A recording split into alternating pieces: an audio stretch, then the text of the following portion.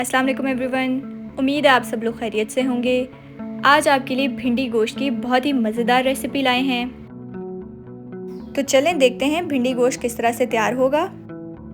सबसे पहले पैन में आधा कप कुकिंग ऑयल शामिल कर लिया है हमने।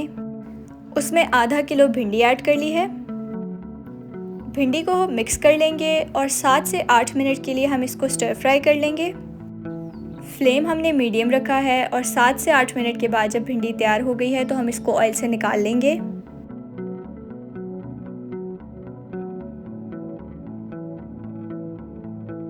और अब उसी ऑयल के अंदर हम एक मीडियम साइज़ का स्लाइस हुआ हुआ प्याज शामिल कर लेंगे। प्याज का जब कलर चेंज होने लगे और थोड़ा सॉफ्ट हो जाए तो तब हम इसमें 1 चम्मच लहसुन अदरक का पेस्ट शामिल कर लेंगे। लहसुन अदरक के पेस्ट को हम 1 से 2 मिनट के लिए पका लेंगे।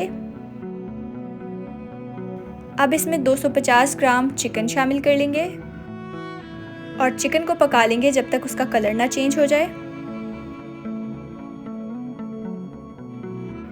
चिकन का जब कलर चेंज हो जाए और वो पक जाए तो इसमें हम आधा चम्मच लाल मिर्च पाउडर शामिल करेंगे, साथ ही 1 चम्मच हल्दी पाउडर, आधा चम्मच धनिया पाउडर और आधा चम्मच नमक शामिल करेंगे।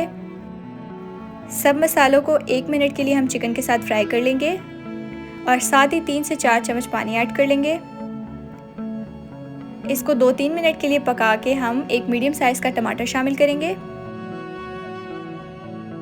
टमाटर मिक्स करने के बाद हम दोबारा 3 से 4 चम्मच पानी शामिल करेंगे और अब हम इसको ढक के रख देंगे जब तक टमाटर सॉफ्ट ना हो जाएं। टमाटर हमारे सॉफ्ट और ब्लेंड हो गए हैं। अब हम फ्राई हुई हुई भिंडी शामिल कर लेंगे। भिंडी को हम अच्छे से चिकन वाले मिक्सचर में मिक्स कर लेंगे। यहाँ पर हम 2 से 3 चम्मच फ्रेश धनिया शामिल कर लेंगे, चॉप हुआ हुआ। धनिया को मिक्स कर लेने के बाद हम दोबारा से 2 से 3 मिनट के लिए ढक के रख देंगे। और अब ये हमारी बहुत ही ज़बरदस्त भिंडी और चिकन की रेसिपी तैयार हो गई है। उम्मीद है आप सब लोगों को आज की रेसिपी पसंद आई होगी। ट्राई करें तो कमेंट करके ज़रूर बताइएगा और अपने फ्रेंड्स के साथ आज की रेसिपी ज़रूर शेयर कीजिएगा।